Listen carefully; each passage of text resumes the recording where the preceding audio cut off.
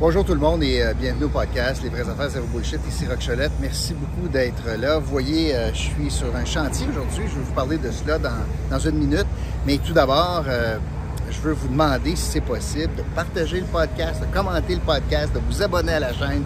Vous connaissez tout cela parce que je vous le demande à chaque fois.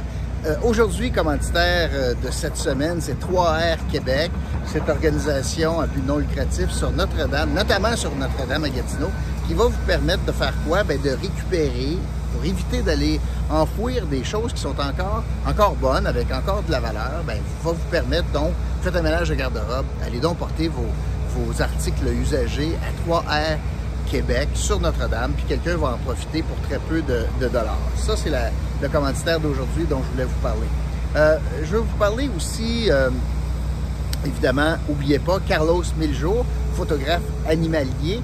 Vous avez le lien dans la description, vous pouvez aller voir son site web. Aujourd'hui, je vais vous parler de deux sujets. Tout d'abord, je vais vous parler du chantier derrière moi parce qu'il y a un lien avec l'actualité. Qu'est-ce que c'est ça? Je suis à l'intersection tout près de Cité des Jeunes et Saint-Raymond. Je suis à côté du CHSLD, tout près de l'hôpital de Hull. Et ça, c'est le chantier pour bâtir la maison des aînés de Marguerite Blais. On va se rappeler c'est quoi cette affaire-là. Ça, c'est une promesse en campagne électorale où on a dit, le problème pour les personnes âgées, c'est vraiment l'établissement, c'est les chambres, ce sont les chambres. Alors, il va falloir bâtir des maisons des aînés pour que ce soit des milieux de vie beaucoup plus acceptables. Jusque-là, qui peut être contre ça? Le problème, c'est que les coûts ont absolument explosé. Dépendamment des endroits au Québec, on est rendu jusqu'à 1 million de la chambre. Ça peut coûter jusqu'à 1 million par chambre pour bâtir une maison des aînés. Tout ça dans un contexte où on a annoncé le début de la construction, dans le contexte où on ferme l'urgence de Gatineau, où on nous annonce des fermetures de lits tout au long de l'été dans tous nos hôpitaux en Outaouais. Faute de quoi? Faute de main-d'œuvre. Alors là, le gouvernement du Québec, de la CAQ,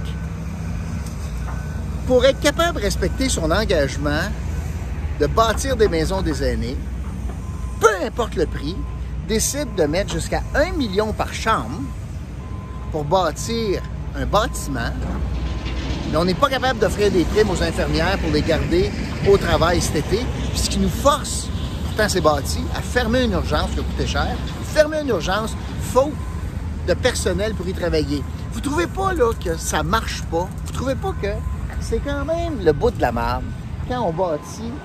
Ça a l'air du bon sens, c'est un beau projet, là, mais 1 million de la chambre, pour donner ça à un contracteur, pour bâtir des chambres, alors que j'ai pas de personnel pour soigner le monde à l'urgence.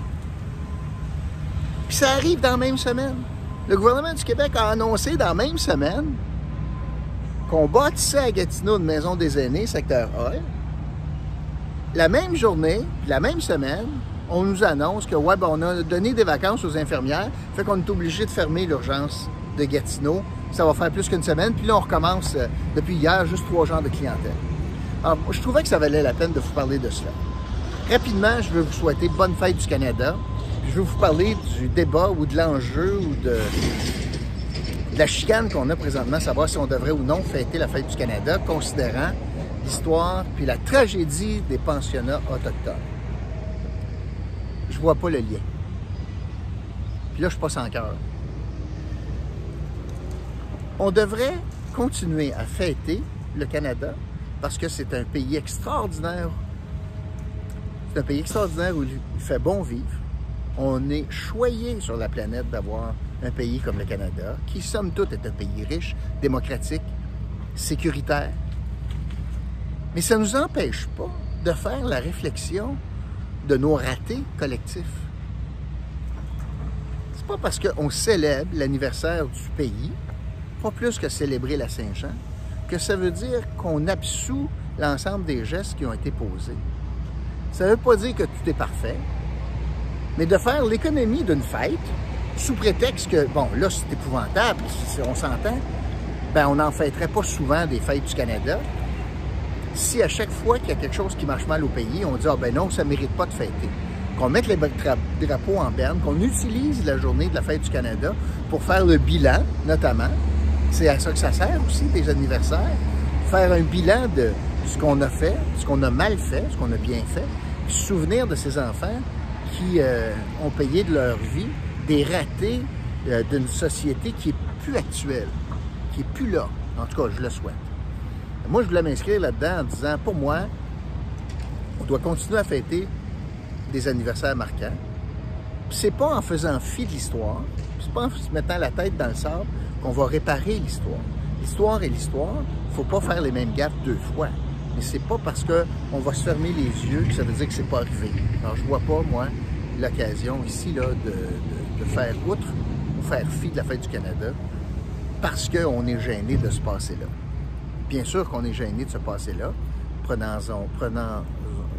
acte, qu'on en prenne acte, puis qu'on apprenne de ses erreurs, mais qu'on continue aussi à voir les bons côtés de ce pays. Alors, je vais vous souhaiter bonne fête du Canada. Et l'indice du jour aujourd'hui, n'oubliez pas, vous allez l'inscrire sous la section commentaires. L'indice du jour aujourd'hui, eh bien, c'est Canada pour la fête du Canada. Merci beaucoup tout le monde. Je vous retrouve demain. Il commence à pleuvoir pour un autre podcast, Les vraies affaires, zéro bullshit. Salut!